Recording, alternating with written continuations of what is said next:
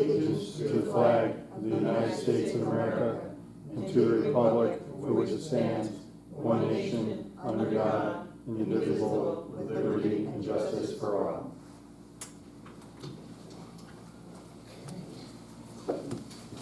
Thank you all for coming this evening, all two of you, for the Tuesday, July 8th, 7 p.m. meeting. This is a regular meeting. If I may, I'm going to pass out the abstract for signatures. All right, so opening up, introduction, Matt here for Chris, filling in from Nugent and Company, so thank you for coming up. Thank you, sir. How you doing, Nancy? Any good? How are you? All right, so to start, any public comment on agenda items? Okay, I'll take that as a So no. what's the level of the wells? I'm sorry. The well level? Hi. It was, as of Thursday, it was 19 feet. And I'll text you tomorrow for the actual, minute by minute. Thank you. Yeah, it was 19. That was a good question. Okay, I'll put that on there. Any other questions on agenda items at all? Anyone? All right, if not, then we'll move into our just discussions and an update regarding the irrigation meters. Trustee Wolski? We are ready to go. The cost will be $480. Your plumber has to do the work to get them ready, but from a billing standpoint and an ability of workers to install it, we are ready to rock and roll. How much you said, 180? $480. It would get billed with your water billing. What is that? For an irrigation meter, so if you have a sprinkler system in your house and you don't want to pay sewer charges, you want to just pay for the water they're using on the sprinkler, we can now bill you just for the water used on your sprinklers. Or let's say you have a spigot outside that you use a lot, you know, for gardening and stuff over the summer, and again, you don't want to pay for sewer charges on that water, you would be able to bypass that fee and only get paid for the water, only pay for the water usage. You understand where we're going with that? Yeah, and it costs that much money to have To have it installed. Well, that would be the cost. That's the of cost of the hardware. meter, and the installation. And coding it to your, Pardon? and also coding it up, so if you already have an account, We already have it coded in the Coded. system, so billing would be so set you up. can monitor both of them, the regular meter plus the. Right, what they would do is they would actually, it's called, I had to do a lot of research on that. Thank you, Vinnie, wherever you are. It's called a reduction meter, so when the two meters are read simultaneously, it will, off the sewer portion of the bill, deduct the gallon difference off of it, and that's why you won't be billed with it.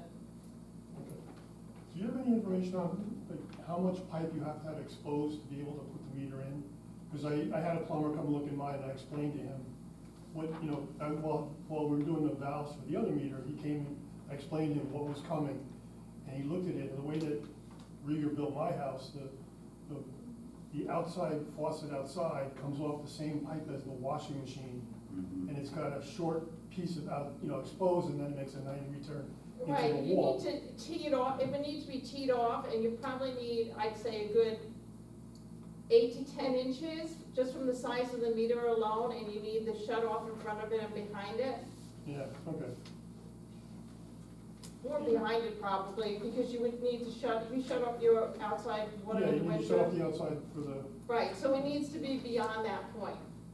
yeah, but the pipe is like that long, and then it makes a 90 into the wall. Yeah, Yeah, You and know, it between behind other rooms. yeah. yeah, it needs to be a little bit more than that, your plumber would have to do some reconfiguring.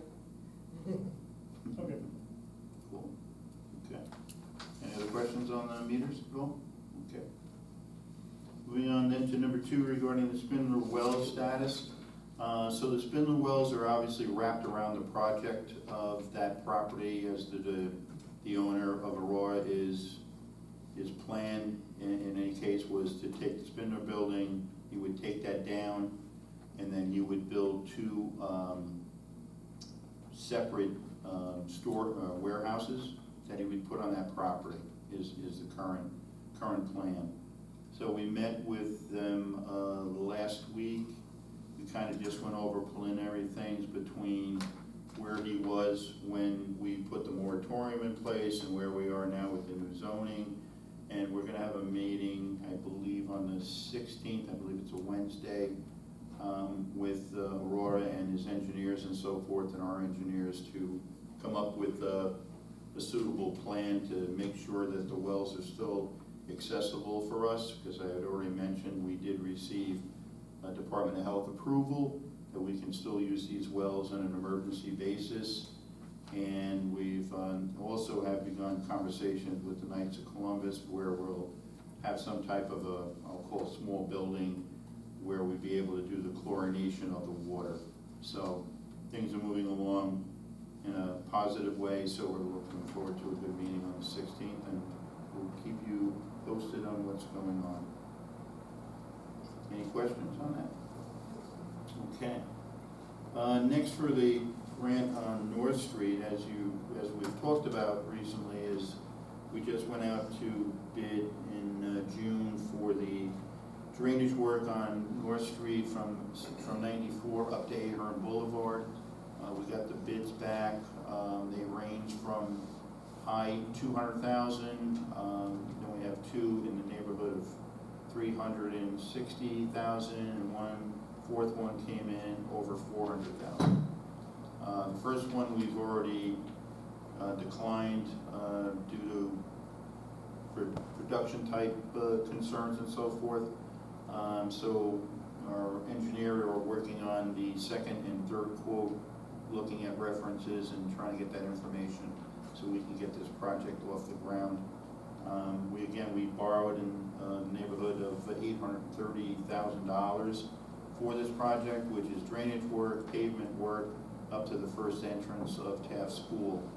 So we'll keep you tuned as to where we are with that. We've already talked to the paving company, who's been won the county bid, so that is the Ward Contracting. Ward Paving is the company that will be doing the reclamation and paving work, and once we decide on the drainage work, we'll let you know who won that bid as well. But along with that, we had found an interesting map through DOT that says that some of our roads can be federally looked at and being able to apply for grants through potentially the state and feds. So I'm looking into that now. I'm in touch with Senator Skoufis's office and trying to gather some information as to what we would need to do. So we'll keep you posted on that as well. It'd be nice to get reimbursed on some of those costs. Number 4 is an update just on the AccuData. As we mentioned in previous meetings, we have gone with the AccuData proposal. We will be then sunsetting our relationship with the ADP and our time clock company, which is TCP.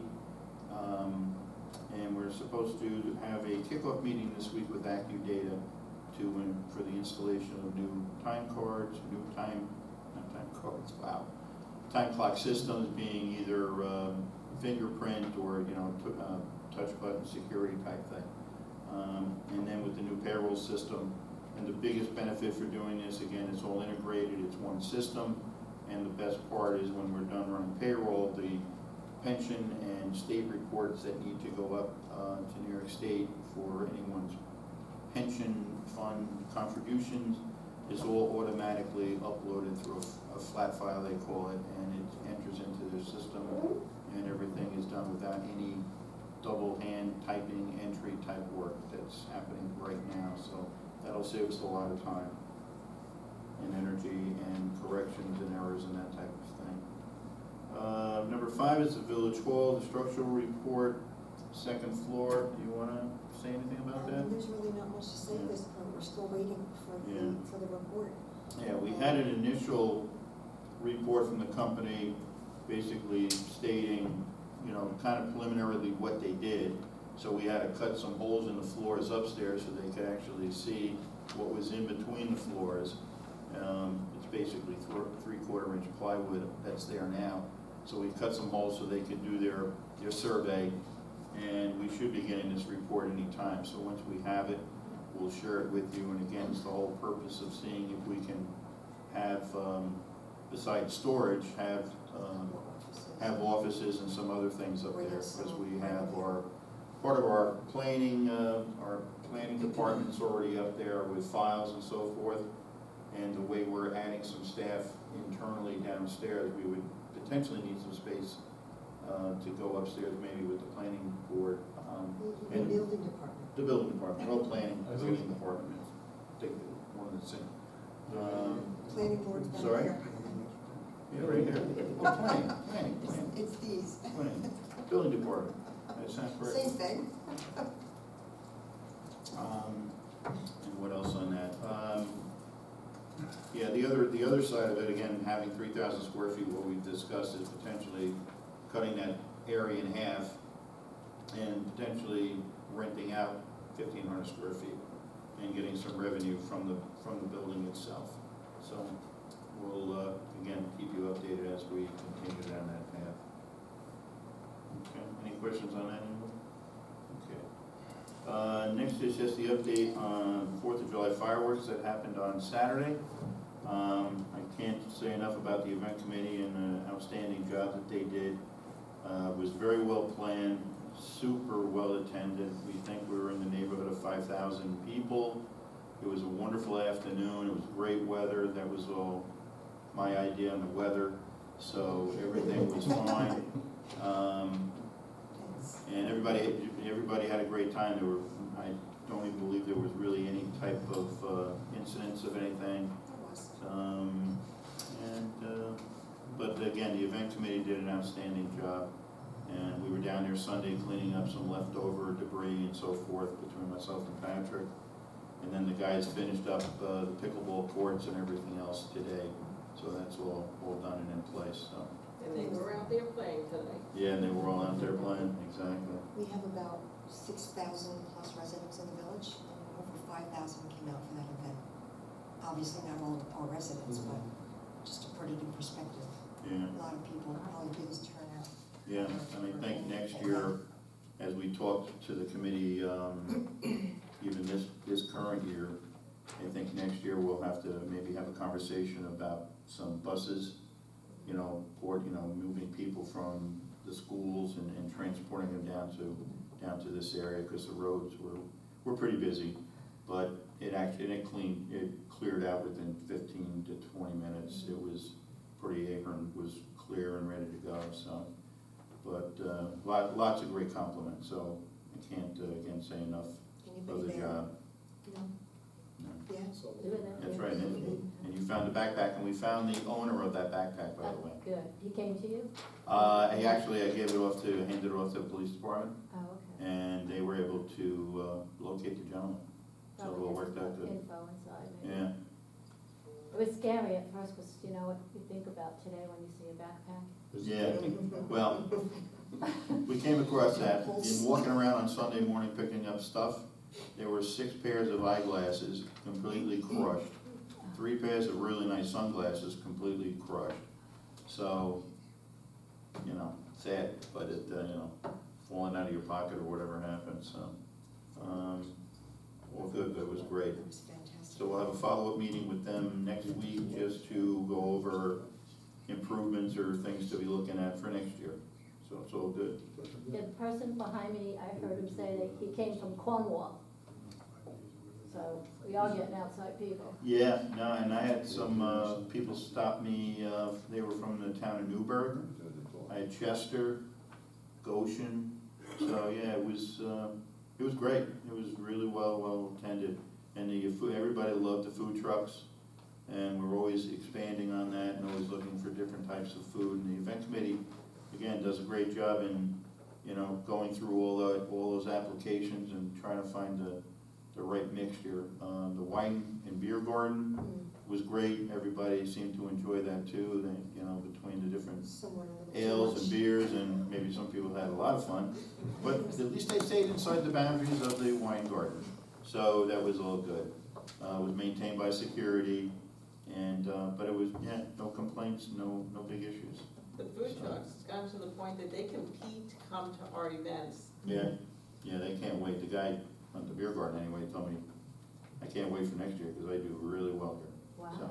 You know, we're highly ranked on the Hudson Valley events, the county, whatever that is, the Hudson Valley Magazine. Yeah. The best I think we came in the top 5 in about 5 or more categories, more. Well, for Witchingtonville, we came in Witchingtonville, number Yeah, one, The 4th of July, yeah, well, we used to call it Seussville for the Christmas event. yeah, And then some of the private, like Prismatic, I think, got a high rating for yeah. an eclectic, whatever type of. So there'll be some other events coming up, kind of low-end stuff, but we're just trying to bring, you know, obviously people into the village and shop and have our foods and really just enjoy our setting. How to spend your money? We're also looking at, we haven't defined the dates yet, but probably the month of September and potentially October, picking a day during the week, and we're trying to determine what might be the best day, but to have open music. Well, you know the summer concert series Summer that a lot of the concert. municipalities do? They're typically on a weeknight, Yeah. the same, like a Tuesday, Chester just do Tuesday, every Tuesday at 7. Right, So we're looking to do something We similar. moved this Saturday. We're taking it kind of for a test drive right now, so we're actually, right now leaning, I think, more towards Sunday afternoons. Right. Something like a 2 to 4 type of thing, just to kind of put it out there and see how it works out. We used to have it. We did, but we used to do it at Ahern with the movie. It used to be a movie, they would coordinate the band with the movie. So, like, for example, if it was something, one of the movies was about science, I can't remember, they got 8th grade science, 5th grade Yeah, they science did band. Grease and they did like a They did fifties band. Grease, right, 50s band for the Yeah. movie Grease. This is going to be over at Sewell. Oh, We already moved a bandstand over there. okay. yeah, Yeah. yeah, so we're prepping that area. Contacted about 5 different bands so far, and they're on board. I got their availability, and Yeah. it's just about coordinating now the dates and getting food trucks, same type of thing. We're probably more looking at the month of September, Yeah, and then hopefully come next summer, we do the, whole July, August. good. We used to go to the Cornwall one on Sunday nights. Yeah, And then they even gave out free ice cream. I think they also New do Windsor does. Tuesdays. Hot dogs, ice cream, everything. New Windsor does it, Really? Chester, Sugarloaf, Goshen, a lot of them. Good. Our Sounds turn. good. Well, thank you. All right, if any other announcements anybody would like to make? If not, we'll jump into the resolutions. All right, so resolution 25-0111, to authorize the employment of Ryan Felter as a seasonal summer help for the Department of Public Works effective Monday, June 30th, 2025, at an hourly rate of $16.50. Can I have a motion? Motion. Steve, Vernon on the second. Any questions, comments? This gentleman has been with us, he was here last year for sure, potentially the year before. Really, really hard worker, great guy. He's a So great it's kid. a pleasure to have him back. And, I'm not sure if this is senior year maybe, but he's planning on going into the Army. So we wish him all the best all the best there. Okay, we have that, all in favor? Aye. Motion passes 5-0, thank you. Resolution 25-0112, to authorize the promotion of Department of Public Works employee Donald Vernon to the position of working leader, 1-year probation, at an hourly wage of $33.538, effective July 8th, 2025. Have a motion? Motion? Second. Susan, second Steve. Steve's been with us a little over a year, has done a fantastic job, contractor, Donald, Don, what do I call him? Steve. Steve, wow. So anyway, Don is a really very, very, very good worker, contracting type.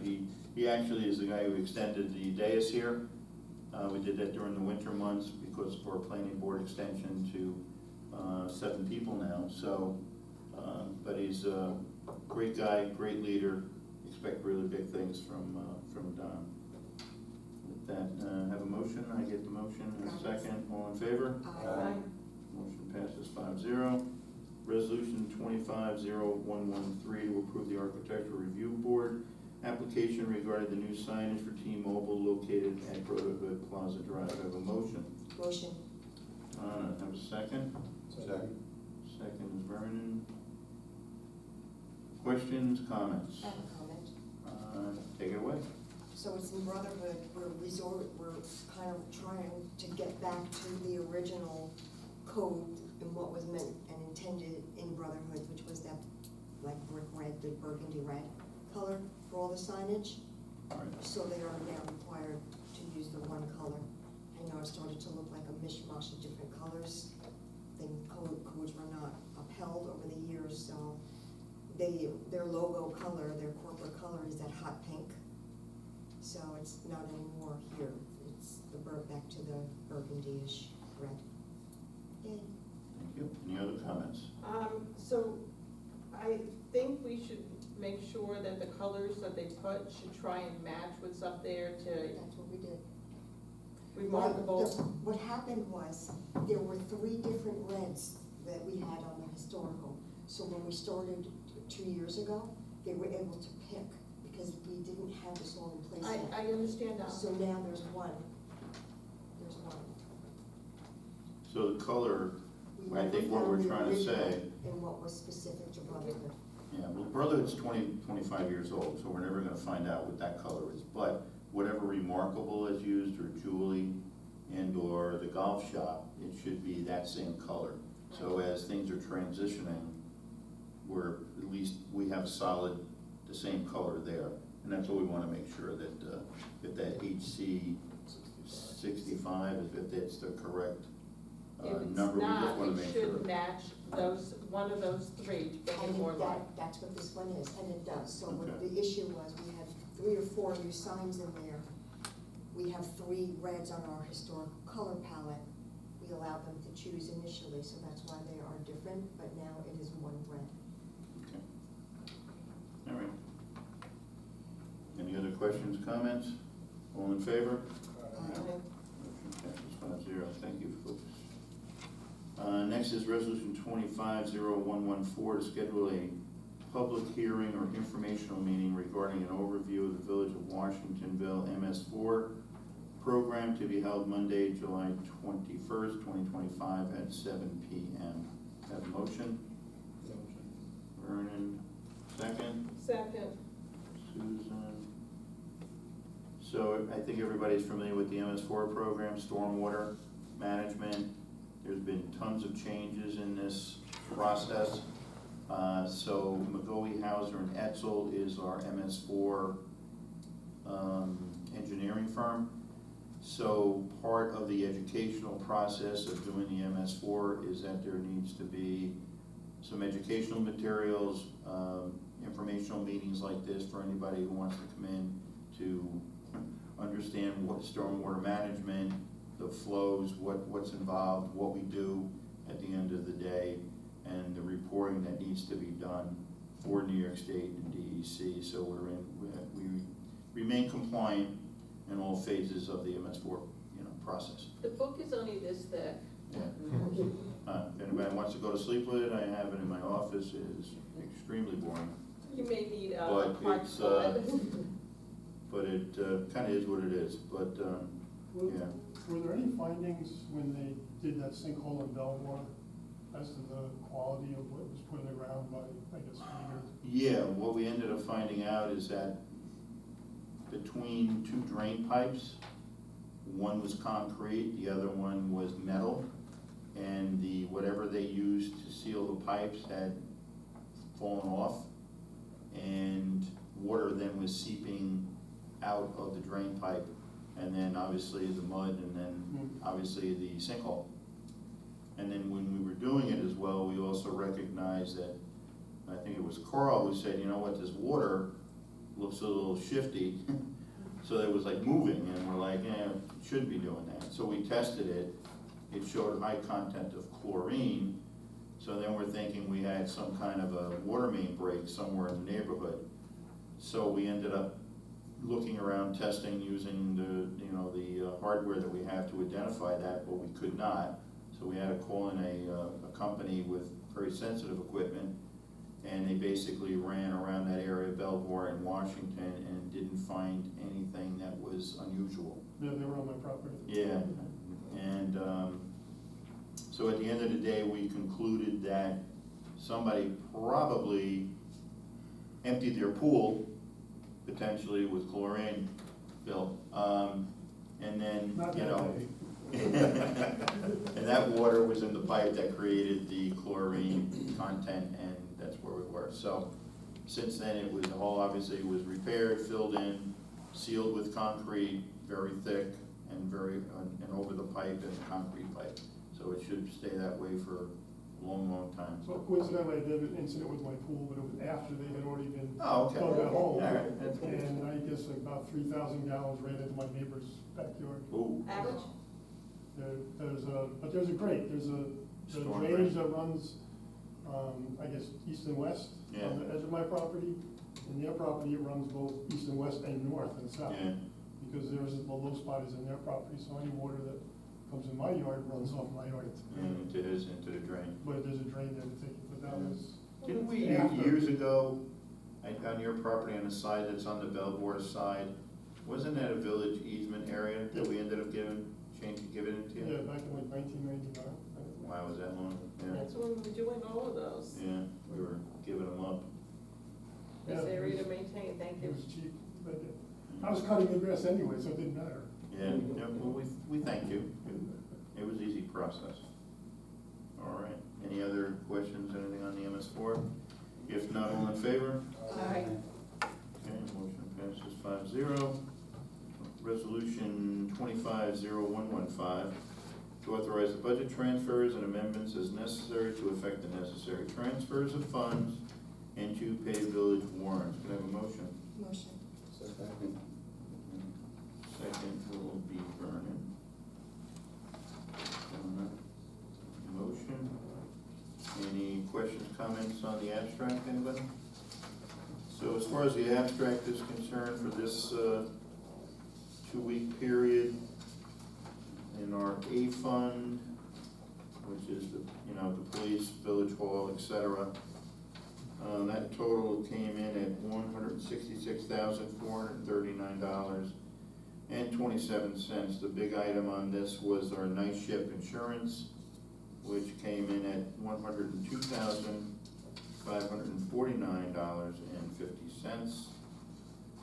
And for water, we have $30,120.21.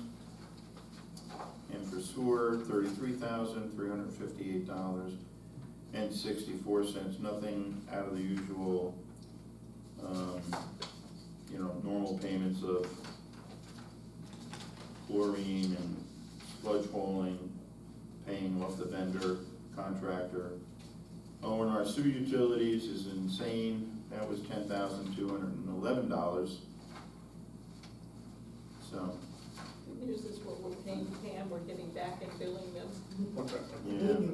Well, as far as our sludge hauling, which TAM is currently doing, we're going to be saving some money because we did go out to bid and we have a hauler that's, I believe, $50 or $60 a ton cheaper.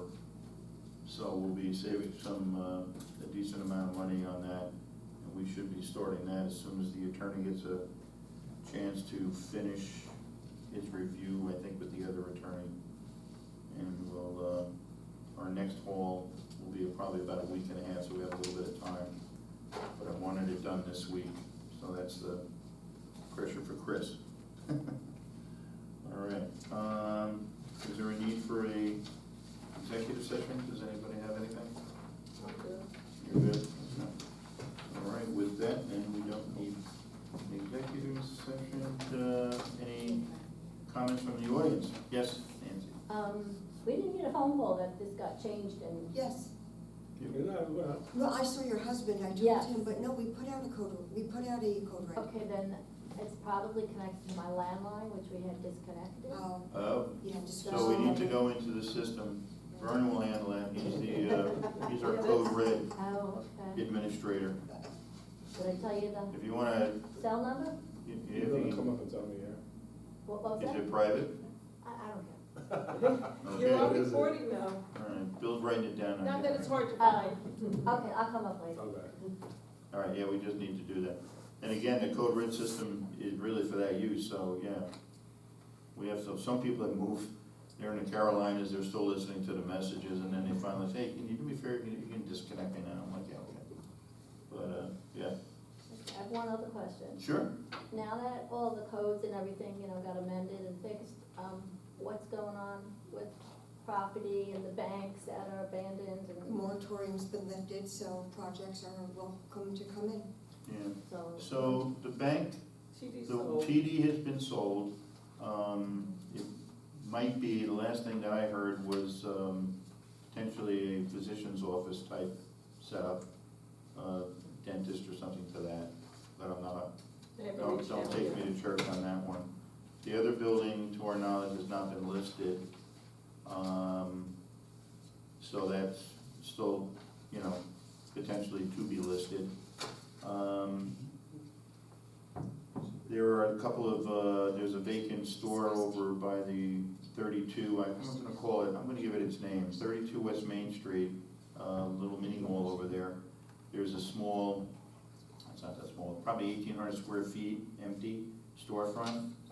That'll be coming probably in front of the planning board next month for a special use permit, to make it a venue type, business. Is that So by the they'll- bagel, by the bagel? Yes, yeah, so you get the bagel store, then you have the pharmacy. It's a building that used to be like children's playtime or something. Oh, they're gone? Rachel's Music or They're something. I gone?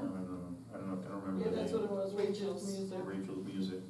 So, yeah, so there's, people that are interested in it to do like business meetings, parties, birthday parties, anniversaries. It'll be a catering type of a thing. There'll be no on-site cooking, it'll all be brought in via, caterers, and stuff will be set up, but, they have a presentation. Did you guys receive that Well, PowerPoint? they just received the application today, so it's a permissible use, but it requires a special use permit, so they will need to go before the planning board. We're not that far yet. Yeah, Possibly August meeting, it could be before the board. Then I also saw there's a little lot of land for sale on the corner of Rutherford. yeah, so that property It's not belongs listed on. that property belongs to the woman who owns the White House. It's another, Larson, yeah. Yeah, it's I a don't know if separate that's lot. if it's her name, but yes, it's owned by, I'm not sure if Larson's owns it or his ex-wife owns it. But they're listing it, it's a separate piece of property not related to the house. It's a separate lot. So yeah. it's in what we call the D district, which is business downtown. So it's kind of narrow, Where is this? right on the corner of 94 and 94 and Brotherhood. It's, there's a sign up there, John J. Lee's. It's not on MLS though. No, I don't think she wanted to put it on it. So, are there two lots there, or is it just the one lot? One Because lot. she was so short, planning Who's she? this, and brought it up to me, because she was positive that the Brotherhood Plaza owned that No. corner No, piece. Brotherhood Plaza owns two, you know where that, those trees are, and there's that, stone, like pillar looking thing? On the other side. It's on both No, sides. both. Oh, okay, all right. So when you cross the street from where you can see the pillars that says, Brotherhood Plaza sign and So that's the stuff. strip, it's not the actual, so there's a lot next to the strip. That's what Yeah, it is. that's it, Okay, yes. all right. And the strip is owned by the village. And then you have the D lot, and then the RO is the house. How wide is the lot?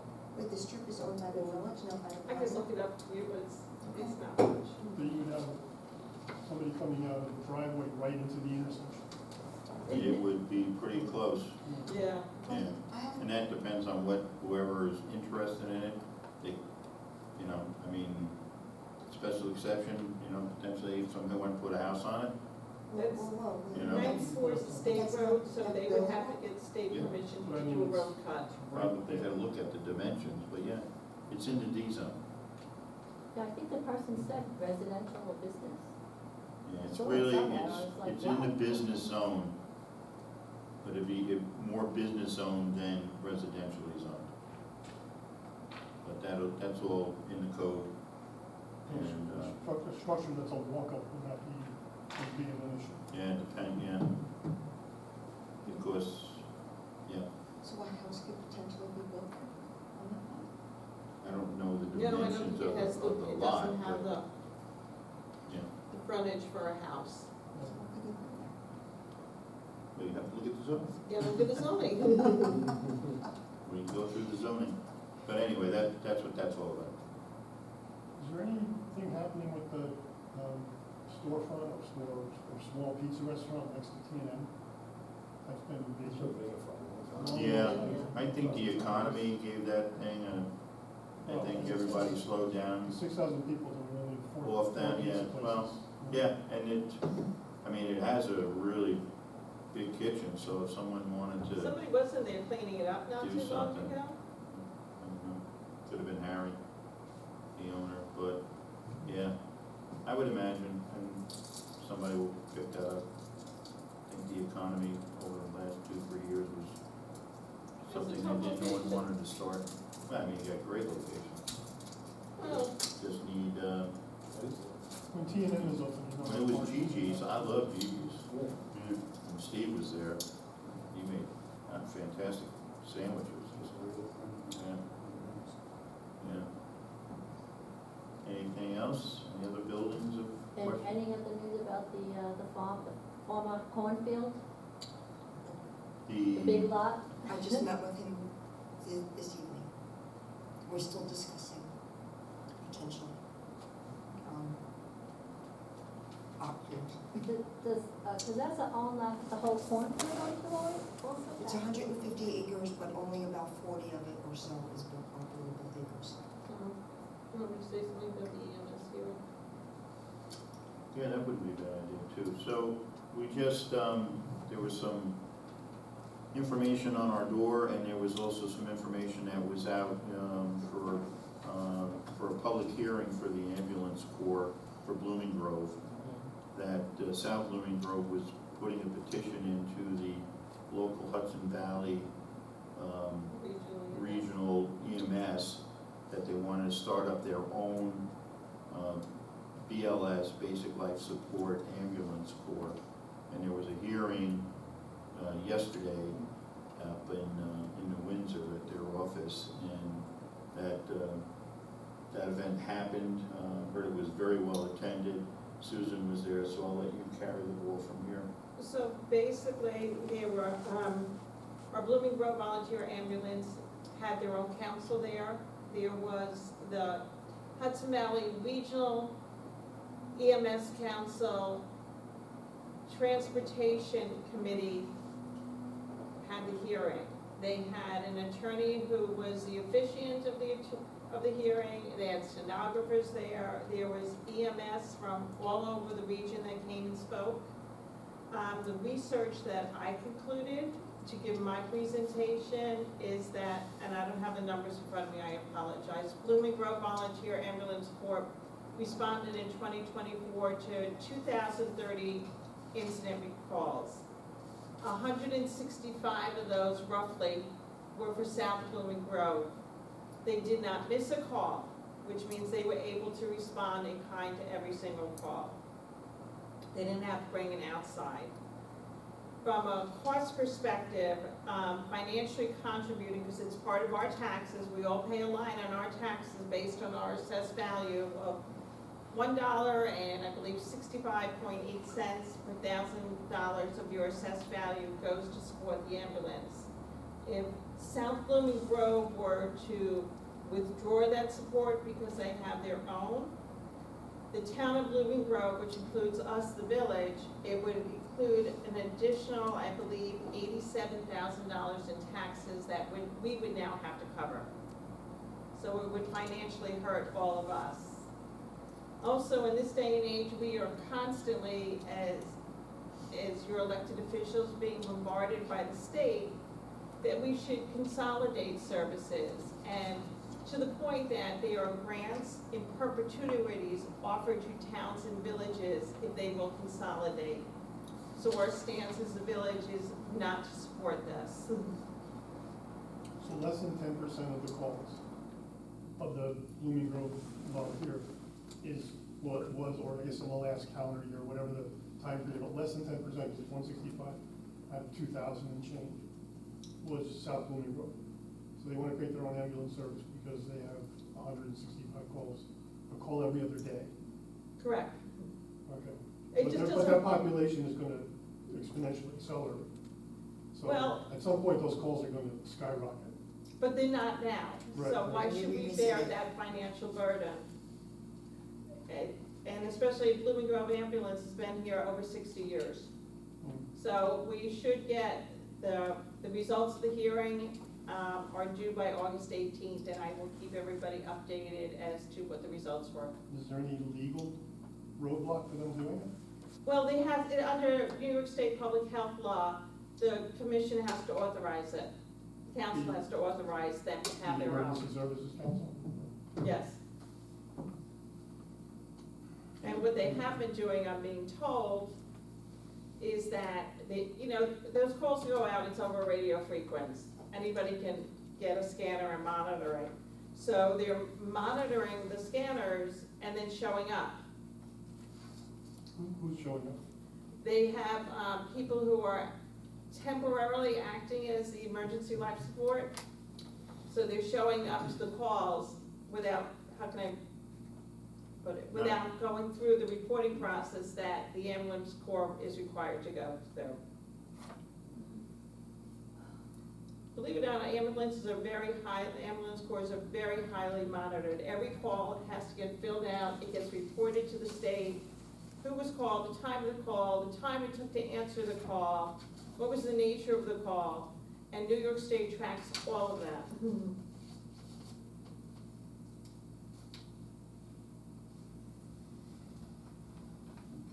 Thank you, Susan. Anything else? All right, if nothing else, can I have a motion to adjourn? Motion to adjourn. Do I have a second? Second. I have a second from Steve. All in favor? Aye. Motion